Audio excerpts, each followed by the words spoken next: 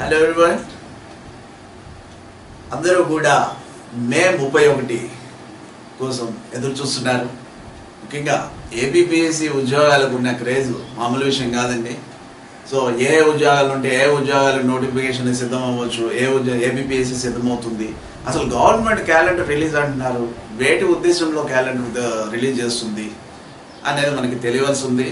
ఇప్పటికే ఈ గ్రామ సచివాలయాలకు సంబంధించి వీటికి సంబంధించిన వివరాలు ఏపీపీఎస్సీకి అందజేస్తున్నట్లుగా మనం న్యూస్ పేపర్స్లో వాటిలో చూసాము. అంటే ఇప్పుడు ఏపీపీఎస్సీ దగ్గర సిద్ధంగా ఉన్న నోటిఫికేషన్ ఇవ్వడానికి సిద్ధంగా ఉన్న వాటిలో గ్రామ సచివాలయాలు ముందున్నాయి. మరి వాటితో పాటు ఇంకా గవర్నమెంట్ ఈ వేటికి ఏ పోస్టులకి క్లియరెన్స్ ఇస్తుంది అన్నది ఇక్కడ మనం చూడవలసి ఉంది. గతంలో నేను మీకు న్యూస్ అప్డేట్స్ అందించినప్పుడు కూడా చాలా వివరాలు ఇవ్వడం జరిగింది. ఉగాదికి వస్తుంది అనుకున్నాం, రాలేదు. మరి మే 31 నాటికైనా సరే గవర్నమెంట్ క్లియరెన్స్ ఇచ్చి అన్ని రకాల పోస్టులకి కూడా ఏపీపీఎస్సీ నోటిఫికేషన్ ఇచ్చేలా ఏర్పాటు చేస్తుందని ఆశిద్దాం. అయితే అంతవరకు ఎదురు చూడకుండా ఈ ఎవరైతే ఈ టార్గెట్ని గ్రూప్ 2ని ముఖ్యంగా డిప్యూటీ తహసీల్దార్ అని, ఏసీటీఓ అని, ఇలా మున్సిపల్ కమిషనర్ గ్రేడ్ 3 అని మీరు కళ్ళలో కంటున్న ఉద్యోగాలకు సంబంధించి మీ ప్రిపరేషన్ ఎంతవరకు ఉంది, ఏ స్థాయిలో ఉంది, ఆంధ్రప్రదేశ్ హిస్టరీకి సంబంధించి మీ ప్రిపరేషన్ ఏ స్థాయిలో ఉంది అన్నది ఒకసారి గమనించుకోండి. ఎందుకంటే అత్యధిక మార్కులు కవరేజ్ అయ్యే సబ్జెక్ట్లో ఆంధ్రప్రదేశ్ హిస్టరీ కూడా ఉంటుంది. గ్రూప్ 2లో ఈజీగా అంటే ఒక 75 మార్కులు మీ ప్రిపరేషన్ బాగా చేస్తే 75 మార్కులకు గాను దాదాపుగా 65 అంటే చాలా గుడ్ స్కోర్ అండి. 65 వరకు కూడా వెళ్ళే అవకాశాలు ఉంటాయి. అయితే మీరు ప్రిపేర్ అవుతున్నారు.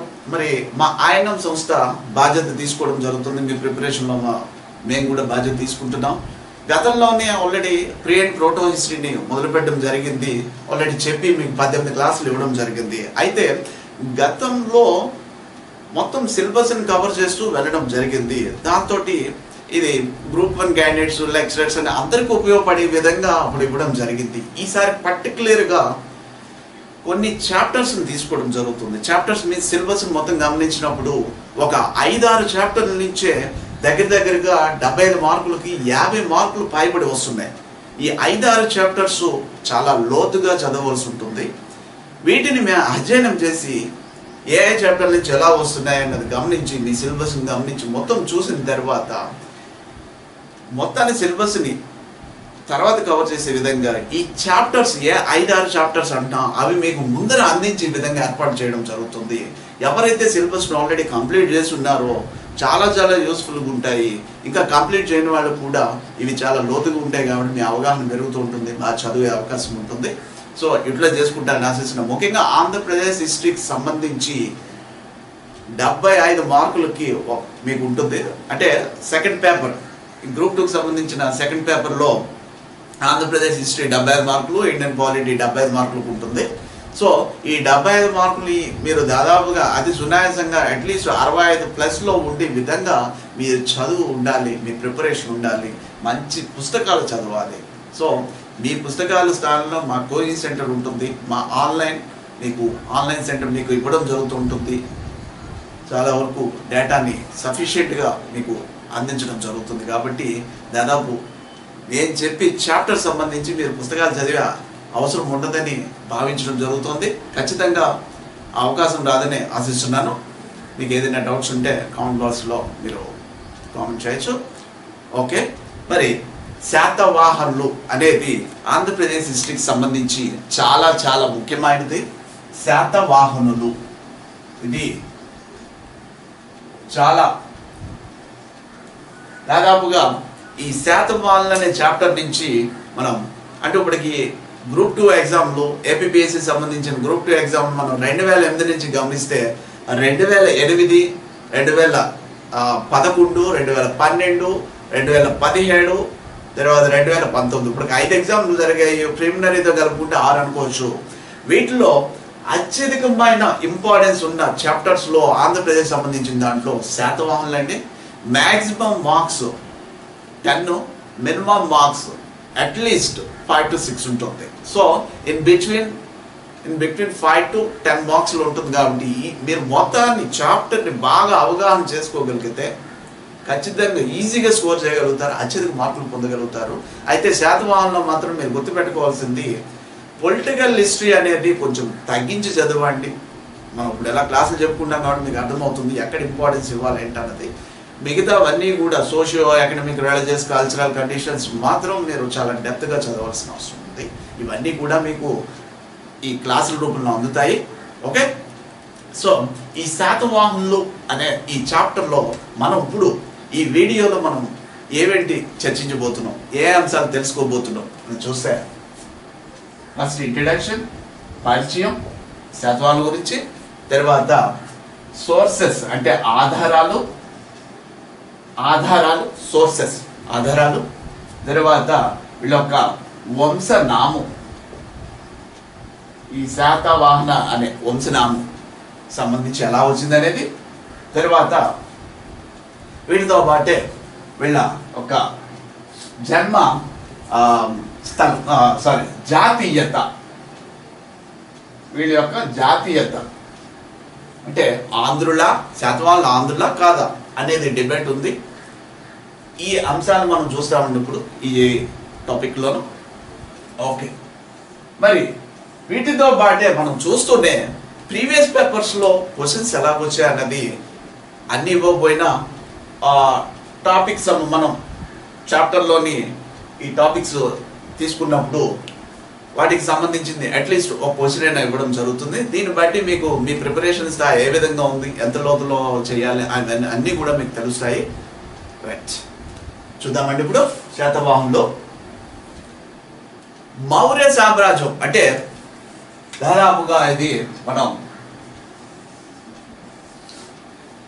క్రీస్తు పూర్వం 300 ఆ కాలం నాడు మౌర్య సామ్రాజ్యం ఆవిర్భవించడం, తర్వాత మొత్తం భారతదేశాన్ని ఏకఛత్రాధిపత్యంగా పాలించడం, ఇవన్నీ కూడా జరిగాయి.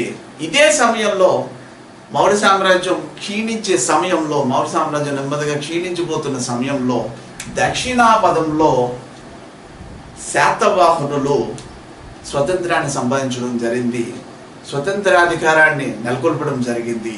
వాటితో పాటే సాంస్కృతికంగా కూడా ఐక్యతను సాధించారు.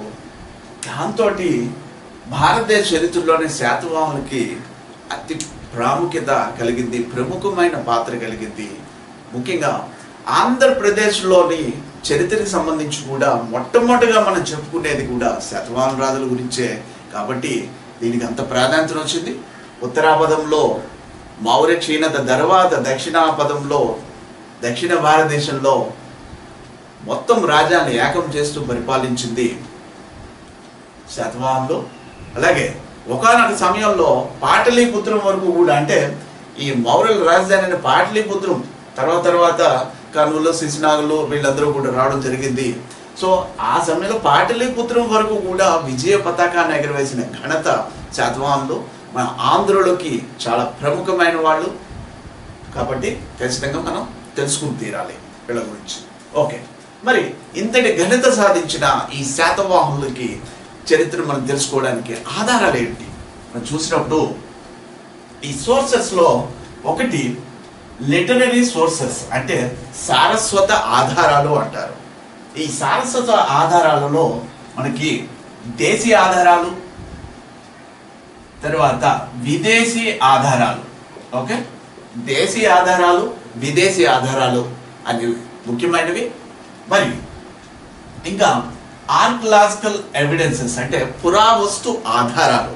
వీటిలో పురావస్తు ఆధారాల్లో శాసనాలు, ఇన్స్క్రిప్షన్స్ అంటాం, తర్వాత కాయిన్స్, నాణాలు, తర్వాత ఆర్కిటెక్చరల్ స్కల్ప్చరల్ రిమైన్స్ అంటే కట్టడాలు,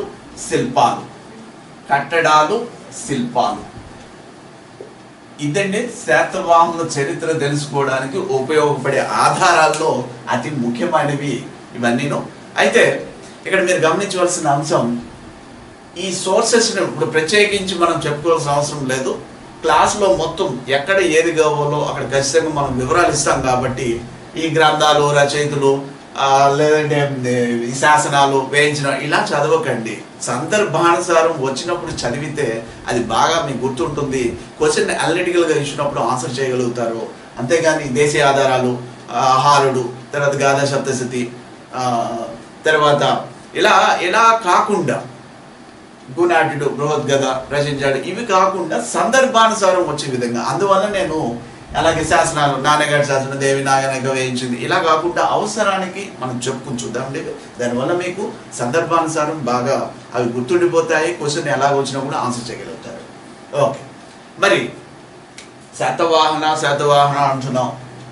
మరి ఈ వంశనామం ఎలా వచ్చింది అనేది ఇది గమనించాలి. ఎగ్జామినేషన్ పాయింట్ ఆఫ్ వ్యూలో ఖచ్చితంగా మార్కులు వస్తున్నాయి. ఇందులోనూ క్వశ్చన్స్ రావడం జరుగుతుంది కాబట్టి గమనిద్దాం. సో వంశనామం, ఈ శాతవాహన అనే ఈ వంశనామం ఎలా వచ్చింది అనేది ఇక్కడ గమనించవలసి ఉంది. సాధారణంగా ఈ శాతవాహన అనే పేరు ఈ వంశానికి ఎలా వచ్చిందనే వాటి మీద చాలా చాలా డిబేట్స్ ఉన్నాయండి. వీటికి కూడా వాజ్మయ ఆధారాలు లేదా లిటరరీ ఎవిడెన్సెస్ ఈ వంశనామం ఎలా వచ్చిందని దాని మీద, అలాగే ఆర్కియలాజికల్ ఎవిడెన్సెస్ అంటే పురావస్తు ఆధారాలు, సారస్వత ఆధారాలు, పురావస్తు ఆధారాలు, ఈ రెండు కూడా ఇక్కడ వంశనామం తెలుసుకోవడానికి చాలా ఉపయోగపడతాయండి ముఖ్యంగా. అలాగే ఇంకా ఈ వాజ్మయ ఆధారాలు లేదా సారస్వత ఆధారాలకు సంబంధించి ఇందులో మనం చూద్దాం ఇప్పుడు. అంటే లిటరరీ ఎవిడెన్సెస్ ఏంటి అన్నది ఇక్కడ గమనించవలసి ఉంది. మొట్టమొదటిగా మనం చెప్పుకునేది ఈ జైన రచయిత జినప్రభ సూరి ఈయన తన ప్రతిష్టాన పురకల్పం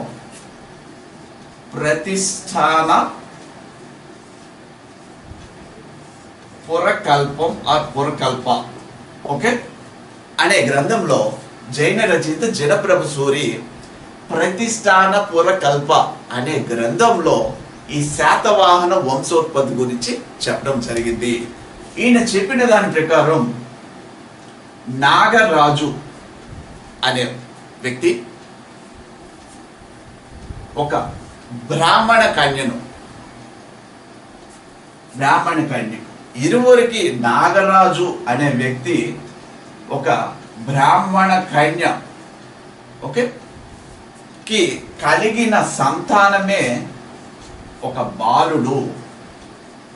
ఓకే, నాగరాజు నాగరాజు అనే వ్యక్తికి బ్రాహ్మణ కన్యకు కలిగిన సంతానం ఒకరు బాలుడు. ఇతను పెద్దవాడైన తర్వాత ఇతనికి యుద్ధంలో ఈ నాగరాజు అంటే తండ్రి 100 కొద్ది వాహనాలను ఇవ్వడం జరుగుతుంది. అంటే శతాధికంగా వాహనాలు ఇవ్వడం జరిగింది. అందువల్లనే ఆ బాలుడు శాతవాహనుడు అయ్యాడు అనేది ప్రతిష్టాన పురకల్ప గ్రంథంలో జినప్రభ సూరి చెప్పడం జరిగిందండి. సో శాతవాహన వంశోత్పత్తి గురించి తెలిపే గ్రంథాల్లో ప్రతిష్టానపురం ఉంది, ఇది గమనించాలి. అలాగే దీని కథా సన్నివేశం వచ్చేసి ప్రతిష్టానపురం, ఇదేనండి పేరు. కథా సన్నివేశం అంటే ప్రతిష్టానపురం అంటే మహారాష్ట్ర ఏరియాకి సంబంధించింది, పైఠాన్ అంటాం. దీని కథా సన్నివేశం ప్రతిష్టానపురం, పైఠాన్ అంటాం దీన్నే, మహారాష్ట్ర ప్రాంతం. ఇవన్నీ గుర్తుపెట్టుకోవాలి. తర్వాత సో ఇది జినప్రభ సూరి ప్రతిష్టానపురం. మరి ఇదే అంశాన్ని తర్వాత కాలంలో ఇదే అంశాన్ని క్రీస్తకం 7వ శతాబ్దానికి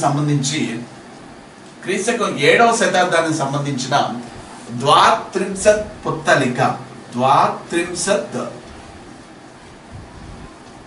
పుత్తలిక అనే ఓకే క్రీస్తకం 7వ శతాబ్దానికి చెందిన సంస్కృత కథాకావ్యమైన ద్వాత్రింశత్ పుత్తలిక అనే గ్రంథంలో కూడా ఇదే విషయాన్ని బ్రాహ్మణ నాగ సంయోగ ఫలితంగా శాతవాహనుడు ఉద్భవించాడు అనేది చెప్పడం జరిగింది. ఇక్కడ బ్రాహ్మణ అని ప్రచారం చెప్తున్నాం. ఆల్రెడీ ఈ కులానికి సంబంధించి కూడా శాతవాహన కులం సంబంధించి బ్రాహ్మణ కులం అనేది కూడా ఇక్కడ డిబేట్లో ఉన్నాయండి ఇవన్నీ కూడాను. సో కానీ ఈయన చెప్పిన కథా సన్నివేశం ఉజ్జయిని ఓకే.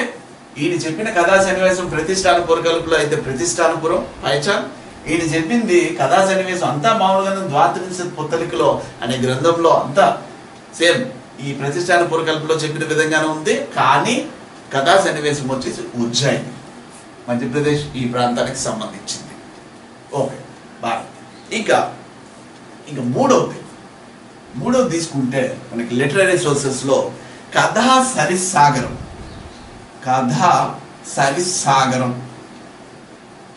ఇది శాతవాహనుడు దీపకర్ణి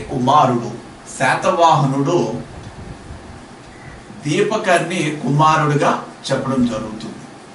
కథా సరిసాగరం ఏం చేస్తుందంటే దీపకర్ణి కుమారుడిగా ఈ శాతవాహనుని పేర్కొంటుంది.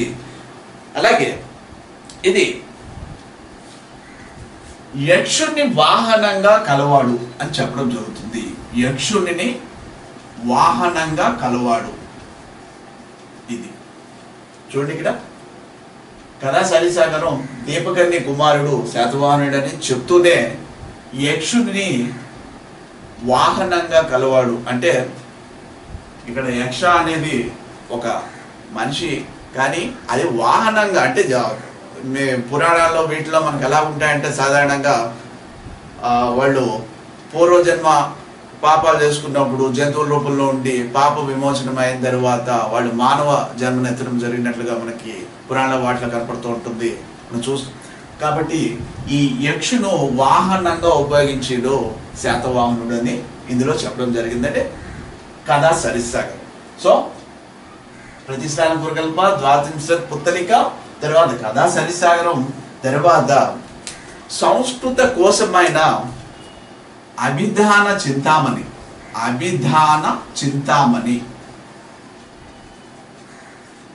ఇదండి సంస్కృత కోసం అభిధాన చింతామణి. ఇది క్రీస్తకం 12వ శతాబ్దానికి చెందింది. దీంట్లో సుఖప్రదమైన వాహనం కలవాడు శాతవాహనుడు అని పేర్కొనడం జరిగింది. అంటే వంశోత్పత్తి వాటితో పాటే నిర్వచనం కూడా మనకి ఇందులో లభిస్తున్నాయి. సుఖప్రదమైన వాహనం కలవాడు శాతవాహనుడు అని అభిధాన చింతామణి అనే గ్రంథంలో చెప్పడం జరిగింది. తర్వాత ప్రాకృత వ్యాకరణవేత్త ఈయన హేమచంద్రుడు.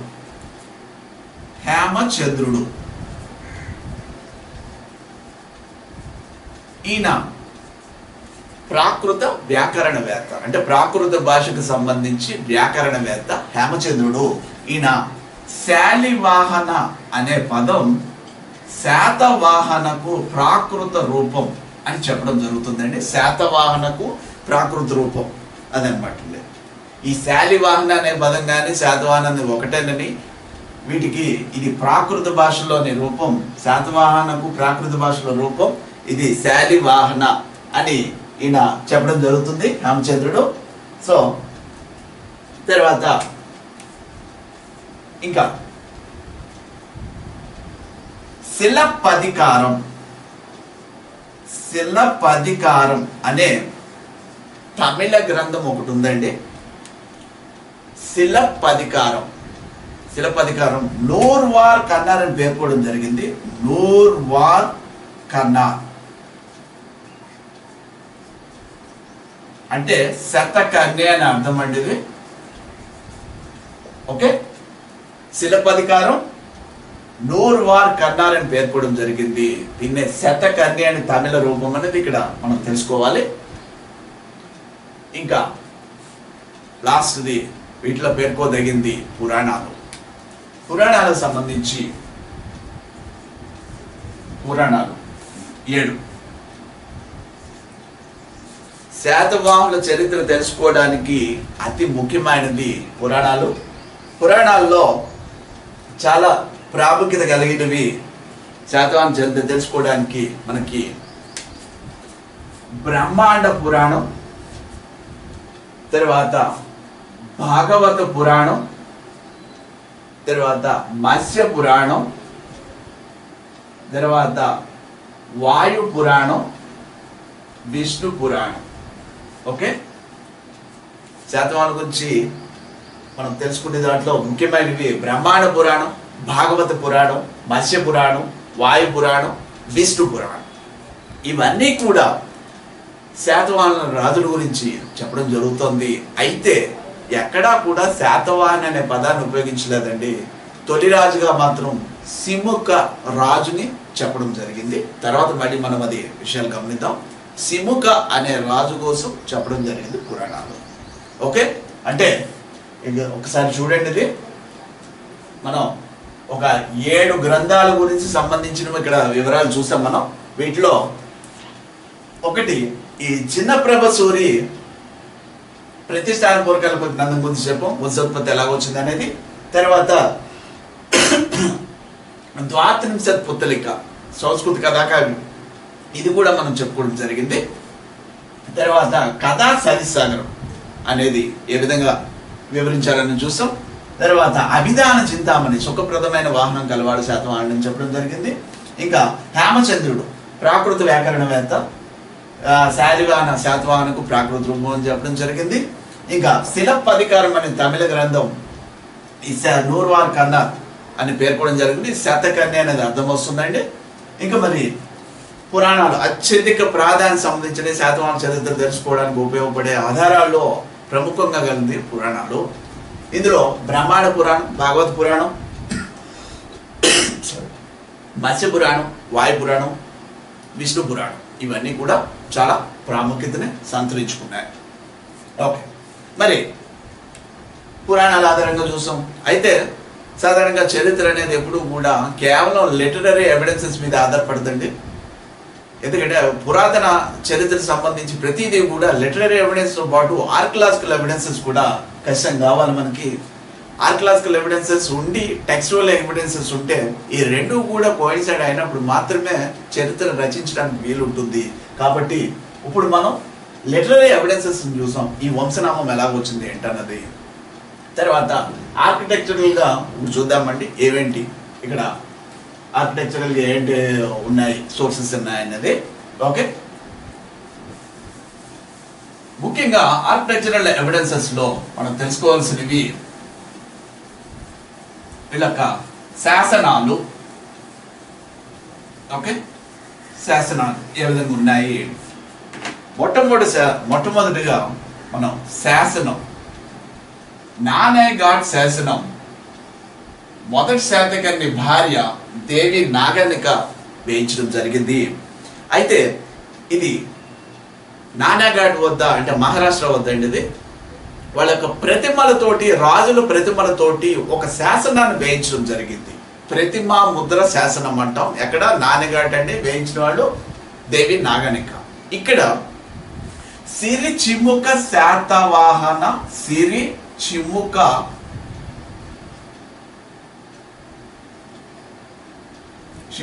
శాతవాహన సిరిమాతో, ఇదండి ఉంటా. సిరి చిముక శాతవాహన సిరిమతో అనే ఇక్కడ మనకి ఈ ప్రాకృత భాషలోను ఈ నానేఘాట్ శాసనంలో ఇది మనకి అవైలబిలిటీ ఉందండి. సో ఈ విధంగా పేర్కోవడం వల్ల ఇక్కడ చిముక శాతవాహన, ఇక్కడ శాతవాహన అనే పదం కనపడుతుంది, చిముక రాజు పేరు కనపడుతుంది. ఓకే, అంటే దీన్ని బట్టి అర్థం ఏంటంటే శాసనాలు ఖచ్చితంగా శాతవాహన అనే పదాన్ని పేర్కొన్నాయి. పురాణాలు మాత్రం శాతవాహన పదాన్ని పేర్కోలేదు. గ్రంథాలు, ఇతర గ్రంథాలు శాతవాహన గురించి, వంశోత్పత్తి గురించి ఇవ్వడం జరిగింది. ఇంకా మరి నాణాలు సంబంధించి కాయిన్స్ ఇవి ఎక్కడ బయలుపడ్డాయి? ఫస్ట్ వన్ తెలంగాణ రాష్ట్రంలోని కొండాపూర్, వరంగల్, ఇక్కడ శాతవాహన అనే పేరుతోటి, ఇక్కడ శాతవాహనుడు అనే పేరుతోటి నాణాలు లభించడం జరిగింది. శాతవాహనుడు అనే పేరుతో నాణాలు లభించడం జరిగింది కొండాపూర్, వరంగల్. మరి అతి ముఖ్యమైన ఎవిడెన్స్ కోటిలింగాల, కరీంనగర్ జిల్లా, తెలంగాణలోని కరీంనగర్ జిల్లా కోటిలింగాల వద్ద ఇక్కడ మనకి సిరి చిముక శాత, సిరి చిముక శాత అనే పేరుతో నాణాలు లభించాయండి. సిరి చిముక శాత ఎక్కడ? కోటిలింగాల గ్రామం వద్ద, తెలంగాణలోని కోటిలింగాల గ్రామం వద్ద. చాలా చాలా ముఖ్యమైనవండి. ఇవి బిడ్డలు ఫ్రేమ్ అయ్యే అవకాశాలు ఉన్నాయి. ఇవన్నీ కూడా శాసనమేమో సిరి చిముక శాతవాహన సిరిమతో అని పేర్కొంటుంది ఇక్కడ. అంటే చిముక శాతవాహన, నాణాలేమో శాతవాహనుడు అనేవేమో కొండాపూర్ వరంగల్ వద్ద లభించినవి. మరి కోటిలింగాల వద్ద సిరి చిముక శాత అనే నాణ్యం లభించింది. వీటి అన్నిటి ఆధారంగా అంటే అటు ఈ లిటరరీ ఆధారంగా, సారస్వతాల ఆధారంగా, ఇటు ఆర్కియలాజికల్ ఎవిడెన్సెస్ ఆధారంగా, పురావస్తు ఆధారంగా చూసినప్పుడు ఇక్కడ మనకి అర్థమయ్యేది సిముక అనే వ్యక్తి తొలి పాలకుడని ఫస్ట్ వన్. అలాగే అతనే శాతవాహనుడిగా వ్యవహరిస్తున్నారని అర్థమవుతుంది. అంటే ఇక్కడ గమనించవలసింది ఇతిమితమైన ఆధారాలు ఎక్కడ లేవండి. పురావస్తు ఆధారాలు దొరికిన వాటిని బట్టి కొలాబరేట్ చేసి చెప్పడం జరుగుతుంది చరిత్రకారులు. సిముక అనే వ్యక్తి తొలి పాలకుడు, శాతవాహన తొలి పాలకుడు అని. మరి ఆల్రెడీ కాయిన్స్ మీద శాతవాహన లేదా పుస్తకాల్లో సరస్వతి శాతవాహన అని చెప్తున్నారు కదా, అక్కడ డౌట్ రావచ్చు. అందుకే ఇతనినే శాతవాహనుడిగా వ్యవహరించేవారని అని చరిత్రకారులు చెప్పడం జరిగింది. ఇదండి అంటే వంశోత్పత్తి గురించి, వంశనామం ఎలా వచ్చింది అనే దానికి సారస్వత ఆధారాలు చూసాం. తర్వాత పురావస్తు ఆధారాలు చూసాం. వీటి ద్వారా మనకు తెలిసిన విషయం శాతవాహనుడే, సిముకుడే శాతవాహనుడు అనేది ఫైనల్ కంక్లూషన్. ఇదండి మొత్తం. అయితే ఇది ఈ అంశానికి సంబంధించి 2017లో గ్రూప్ 2లో ఒక క్వశ్చన్ వచ్చిందండి. ఇది చూద్దాం. తొలి శాతవాహనుల చరిత్ర ఈ గ్రంథంలో తెలుపబడలేదు అంటున్నారు. తొలి శాతవాహనుల చరిత్ర ఈ గ్రంథంలో తెలుపబడలేదు. ఓకే, ఆప్షన్స్: 1 ప్రతిష్టాన పురకల్ప, 2 ద్వాత్రింశత్ పుత్తలిక, 3 కథా సరిసాగరం, 4 గాథా సప్తశతి. ఓకే, ఇప్పుడు చెప్పుకున్నాం. ఇది ఈ క్లాస్ అంతా కూడా వీటి మీద రన్ అయింది. ఇందులో కానిదేది అన్నప్పుడు గాథా సప్తశతి అండి. ఎందుకంటే హాలుని కాలం నాటిది. మొదటి 3 గ్రంథాలు కూడా వంశోత్పత్తిని చెప్తున్నాయి, అల్లీగా ఉన్న సిముకుని గురించి, వాటి గురించి చెప్తున్నాయి, శాతవాహను గురించి. కానీ గాథా సప్తశతి మాత్రం హాలరాజు సంకలనం చేసిన గ్రంథం ఇది. గాథా సప్తశతి ఆ కాలం నాటి సామాజిక ఆర్థిక పరిస్థితులు కావచ్చు, అడ్మినిస్ట్రేషన్, ఇవన్నీ కూడా కొద్దిగా తెలుపుతుంది. కాబట్టి ఇక్కడ కాందేది అంటే గాథా సప్తశతి. ఓకే, మరి ఇంకా తర్వాత టాపిక్ జాతీయత. మరి ఇంత చెప్తున్నాం మనం. ఈ శాతవాహనులు ఎవరు, ఏంటి, వీళ్ళ వంశం ఎలా అని చెప్పాం. మరి చరిత్రకారులు విపరీతమైన డిబేట్స్ ఉన్నాయండి. వీళ్ళు అసలు వీళ్ళ జాతీయత ఏంటి, ఎక్కడ వాళ్ళు, వీళ్ళు ఆంధ్రులా కాదా? ఓకే, ఆంధ్రులు కాకుండా ఎక్కడున్నారు అనేది తీసుకున్నప్పుడు మహారాష్ట్రలని కొంతమంది ఏమో ఆంధ్రులని కొంతమంది 2 వర్గాలుగా ఇక్కడ విభజన జరిగిందండి. ఆంధ్రులు కాదు మహారాష్ట్రీయులు, ఆంధ్రులు కాదు కర్ణాటకలు సంబంధించిన వాళ్ళు అనేది ఇక్కడ వాదాలు ఉన్నాయి. ఈ వాదాల మీద కూడా క్వశ్చన్ రావడం జరుగుతుంది. చూద్దాం ఇప్పుడు. సో జాతీయత, 2 వర్గాలు. ఆంధ్ర అనే వర్గం ఒక వర్గం, ఆంధ్రులు కారు మహారాష్ట్రీయులు లేదా కన్నడిగులు. ఓకే, ఆంధ్ర వర్గం ఒక వర్గం, మహారాష్ట్రీయులు లేదా కన్నడిగులు అనేది మరో వర్గం. ఓకే, సో మొట్టమొదటిగా మనం ఆంధ్ర వర్గం, ఆంధ్ర అనేవాళ్ళు చూద్దాం. ఇక్కడ ఈ జాతికి సంబంధించి ఆంధ్రులు అనేవాళ్ళు ఆంధ్ర అని పెడదామండి. కాని వాళ్ళ గురించి అక్కడ చూద్దాం. అక్కడికి మొట్టమొదటిగా జే బర్జెస్ ముఖ్యమైనవి, రిపీటెడ్గా వస్తూ ఉంటాయి క్వశ్చన్స్ ఎక్కువగానివి. జే బర్జెస్ అనే చరిత్రకారుడిన ఆంధ్రులు లేదా శాతవాహనులు మొదటి రాజధాని శ్రీకాకుళం అని చెప్పడం జరుగుతుంది. శ్రీకాకుళం మచిలీపట్నానికి దగ్గరలో ఉన్న, అంటే విజయవాడ దగ్గరలో మచిలీపట్నానికి దగ్గర ఉన్న శ్రీకాకుళం రాజధానిగా ఉంది. శాతవాహనుల మొదటి రాజధాని. ఈ పట్టణాన్ని నిర్మించిన రాజు సుమతి అని పేర్కొనడం జరుగుతుంది.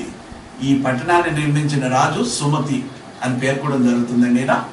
తర్వాత కాలంలో ధాన్య కటకానికి అమరావతి ధాన్య కటకానికి రాజధాని మార్చారు అనేది ఈయన పేర్కొనడం జరిగింది. జే బర్జెస్ శాతవాహనుల తొలి రాజధాని శ్రీకాకుళం అని, ఆ పట్టణాన్ని సుమతి అనే రాజు కట్టాడని, తర్వాత కాలంలో ధాన్య కటకానికి రాజధానిగా మార్చారని. ధాన్య కటకం అంటే అమరావతి అండి. సో ఈ శ్రీకాకుళం అనేది విజయవాడ దగ్గరలో ఉంటుంది. అయితే ఇక్కడ శ్రీకాకుళం అనే మాట వచ్చింది కాబట్టి ఒక ముఖ్యమైనది, తర్వాత ఇది బిట్లో కూడా రిపీటెడ్గా వస్తున్న క్వశ్చన్ ఒకటి మనం విజయనగర కాలానికి సంబంధించింది ఇక్కడ చెప్పుకోవాల్సి ఉంది. విజయనగర సామ్రాజ్యంలోని శ్రీకృష్ణదేవరాయలు ఈయన శ్రీకాకుళంలోని ఆంధ్ర మహావిష్ణువుని దేవాలయాన్ని దర్శించుకున్న సమయంలో ఈయనకి భగవద్ అనుగ్రహం ఆదేశం లభించింది. ఆముక్త మాలద అనే గ్రంథాన్ని రచించడానికి పూనుకున్నది కూడా ఈ శ్రీకాకుళం దగ్గర అండి. ఇది చాలా ముఖ్యమైనది. శ్రీకృష్ణదేవరాయలు శ్రీకాకుళం వద్ద గుడిలోనే ఆయనకి ఆముక్త మాలద గ్రంథం రాయాలనే ఆలోచన దేవుడు కల్పించడం జరిగింది. ఇది మనం విజయనగర పీరియడ్కి వచ్చినప్పుడు దాని వివరాలు అక్కడ చూద్దాం మనం. సో శ్రీకాకుళానికి అంత ప్రాధాన్యత ఉంది. నెక్స్ట్ ఇది జే బర్జెస్. ఇంకా డాక్టర్ ఎల్డి బార్నెట్ ఈయన ఏమని పేర్కొన్నారంటే శాతవాహనుల తొలి రాజధాని శ్రీకాకుళం, తర్వాత రాజధాని ధాన్య కటకం, తర్వాత రాజధాని ప్రతిష్టానపురం. ఓకే, దీన్నే పైఠాన్ అంటాం. మొదటి రాజధాని శ్రీకాకుళం విజయవాడ దగ్గరలో ఉన్నది, రెండవ రాజధాని ధాన్య కటకం గుంటూరు దగ్గర ఉన్నది, మూడవ రాజధాని మహారాష్ట్ర దగ్గర ఉన్న పైఠాన్కి వెళ్ళారు అని చెప్పడం జరిగింది. ఇవి క్వశ్చన్స్ రిపీట్ అవుతుంటే బి కేర్ఫుల్. తర్వాత విఎస్ స్మిత్ ఈయన కృష్ణా గోదావరి మండలంలో ఆంధ్రులు ఉండేవారు. కృష్ణా గోదావరి మధ్యప్రదేశంలో ఆంధ్రులు ఉండేవారు. వీళ్ళ తొలి రాజధాని శ్రీకాకుళంగా పేర్కొనడం జరిగింది. విఎస్ స్మిత్ అంటే గోదావరి కృష్ణ మండల వాసులని, వీళ్ళ రాజధాని శ్రీకాకుళం అని విఎస్ స్మిత్ పేర్కొన్నారు. J Burgess, doctor LD Barnett, VS Smith వీళ్ళందరూ కూడా మొదటి రాజధాని పేర్కొన్నది శ్రీకాకుళం. ఇక్కడ గుర్తుపెట్టుకోవాలి. తర్వాత ఆర్జీ భండార్కర్ ఈయన ధాన్య కటకాన్ని పేర్కొనడం జరిగింది. వృత్తులుగా ఉండిన ఆంధ్రుల రాజధాని ధాన్య కటకం అంటారండి.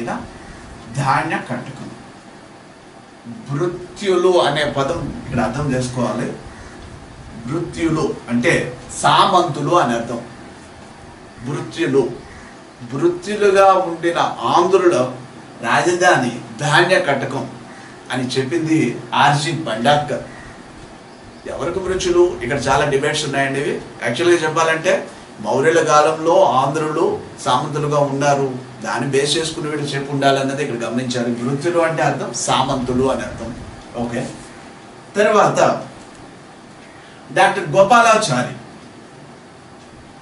ఈయన డాక్టర్ గోపాలాచారి ఈయన శాతవాహనులు ఆంధ్రులు ఇద్దరు కూడా బంధువులు, దగ్గర చుట్టాలని చెప్పడం జరుగుతుంది. గోపాలాచారి. నెక్స్ట్ ఇది అతి ముఖ్యమైనది, డాక్టర్ దినేష్ చంద్ర సర్కార్. ఈయన చాలా ముఖ్యమైన వ్యాలిడ్ పాయింట్ ఇవ్వడం జరిగింది. ప్రాచీన తెలుగు భాషే దేశీ భాష అంటారు. ప్రాచీన తెలుగు భాషే దేశీ భాష. ఈ దేశీ భాష ఇవన్నీ గాథా సప్తశతిలోనూ వీటిలోనూ మనకి అవైలబిలిటీ ఉందండి. అయితే ఈ ప్రాచీన తెలుగు భాష దేశీ భాష కాబట్టి ఈయన చెప్పి వాటికి ఆధారంగా నాణాలని పేర్కొనడం జరిగింది. వెండి నాణాలు, శాతవాహన వెండి నాణాల మీద ఒక ప్రక్క ప్రాకృత భాష ఉంటే మరొక ప్రక్క దేశీ భాష, దీన్ని బైలింగ్వల్ అంటామండి. బైలింగ్వల్ అంటే 2 భాషలు ఉంటాయి.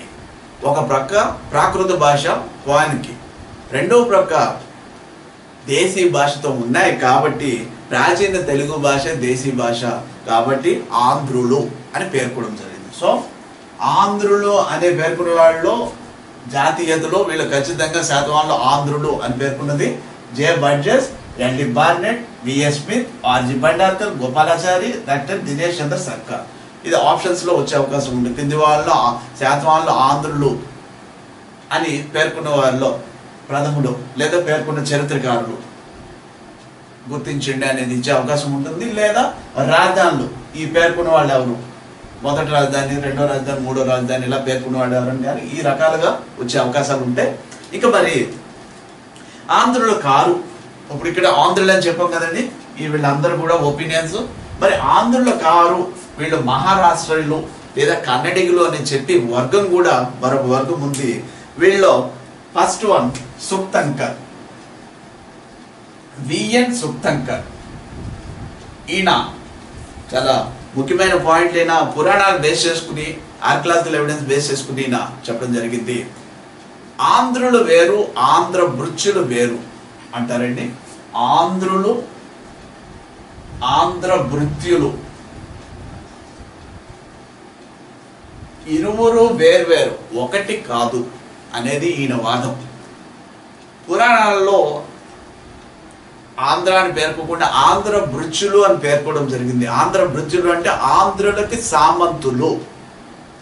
ఆంధ్రులు పాలిస్తుంటే వాళ్ళకి సామంతులుగా ఉన్న రాజుల గురించి పురాణాల్లో పేర్కొన్నారు. అంతేగాని ఆంధ్రులే శాతవాహనులు, ఆంధ్రులే ఆంధ్ర భృత్యులు ఇద్దరు కూడా ఒకటి అని పేర్కొనబడలేదు అని చెప్పినది విఎన్ సుక్తంకర్.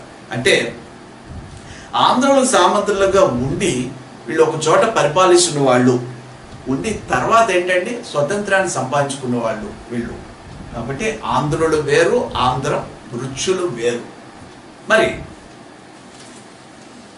శాసనాలు, నాణాలు కూడా ఎక్కువగా ఈ పశ్చిమాన లభిస్తున్నాయి. ముఖ్యంగా మహారాష్ట్ర ప్రాంతంలో లభిస్తున్నాయి. తొలి శాతవాహనుల యొక్క నాణాలు కానీ అలాగే శాసనాలు కానీ పశ్చిమాలు లభిస్తున్నాయి. కాబట్టి ఖచ్చితంగా వీళ్ళు మహారాష్ట్రీయులు, అంటే వీళ్ళ జాతీయత మహారాష్ట్రకు సంబంధించింది అని పేర్కొన్న వ్యక్తి సుక్తంకర్.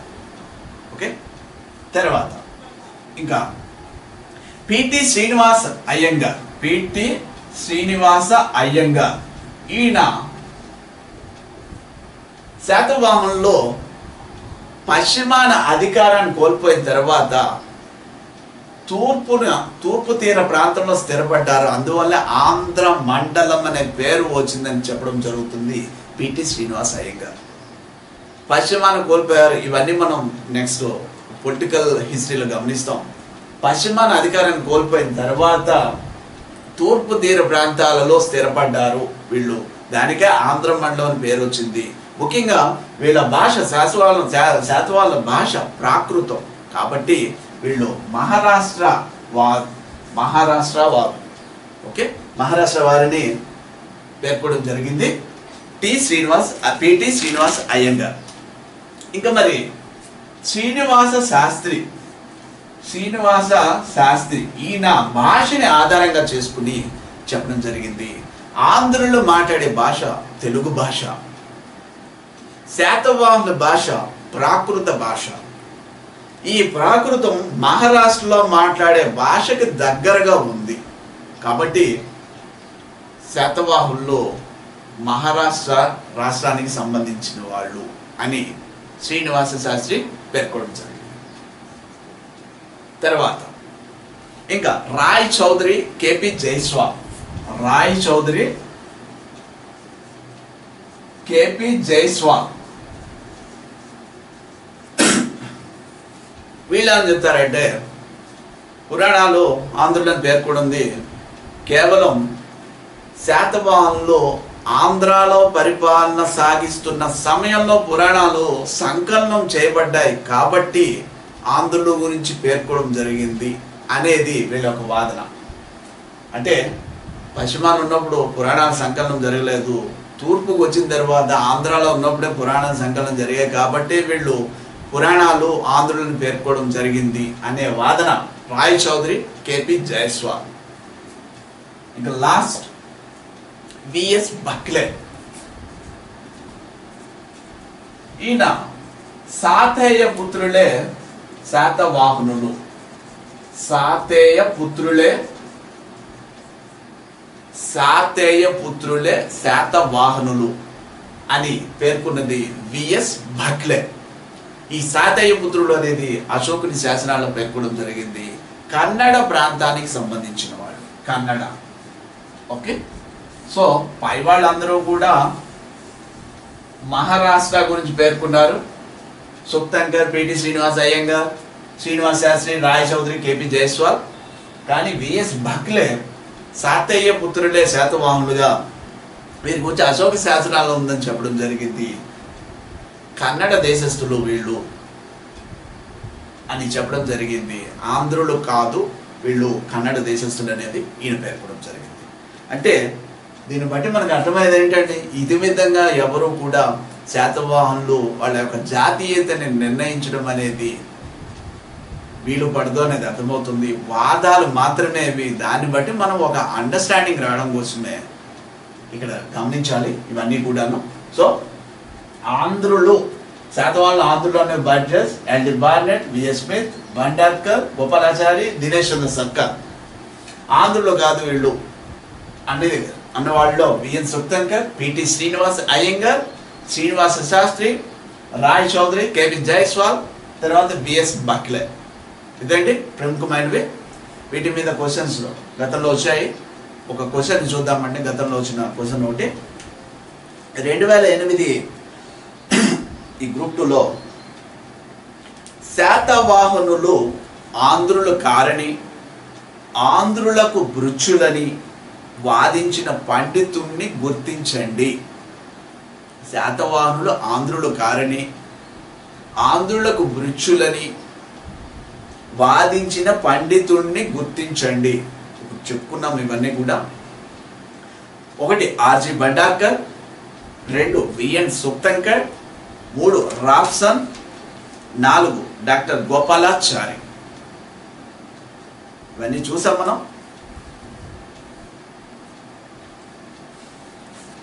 ఇందులో మీరు గమనిస్తే విఎన్ సుక్తంకర్ అండి. ఇప్పుడు మనం ఆల్రెడీ చెప్పుకున్నాం ఆంధ్రులు కాదు, ఆంధ్ర భృత్యులు, సామంతులు మాత్రమే అని పేర్కోవడం జరిగింది విఎన్ సుక్తంకర్. అందుకనే శాతవాహనులు ఆంధ్ర భృత్యులు మాత్రమే అనేది వాదించిన పండితుడు ఎవరు అంటే విఎన్ సుక్తంకర్. మిగతా వాళ్ళందరూ కూడా ఆంధ్రులని పేర్కోవడం జరిగింది వీళ్ళందరూ కూడా. కాబట్టి ఇదండి క్వశ్చన్స్ ఈ రూపంలో ఉంటాయి. వీటిని ఇంకొంచెం డెప్త్గా ఇస్తే ఎలాగనే దానికి మీకు ఈ క్లాస్ అయిన తర్వాత ఆ భయం పోయి ఉండాలి. సో కొంచెం డెప్త్గా ఇస్తే ఖచ్చితంగా ఆ వివరణల మీద అడిగే అవకాశం ఉంటుంది. స్టేట్మెంట్లు ఇచ్చి ఆధారాలు ఇచ్చి కూడా అడిగే అవకాశం ఉంటుంది. కాబట్టి మనం క్లాసుని ఇంకొంచెం డెప్త్గా చెప్పుకోవడం జరిగింది. సో గమనించండి. నెక్స్ట్ మరలా మనం వీళ్ళ యొక్క నెక్స్ట్ క్లాస్లో వాదం, వీళ్ళ జన్మవాదం కోసం చూద్దాం. వీళ్ళు ఏ వాదాలు వివిధ చరిత్రకారులు వివిధ రకాలుగా పేర్కోవడం జరిగింది. కొంతమంది ఆంధ్రులు అంటారు, కొంతమంది ఏమో మహారాష్ట్ర, కొంతమంది వాదాలు ఉన్నాయి ఇక్కడ. జన్మభూమి వాదం అనేది, అలాగే వీళ్ళ తొలి రాజధాని ఏంటి అనే అంశాలని నెక్స్ట్ క్లాస్ కవర్ చేద్దాం. Okay, bye.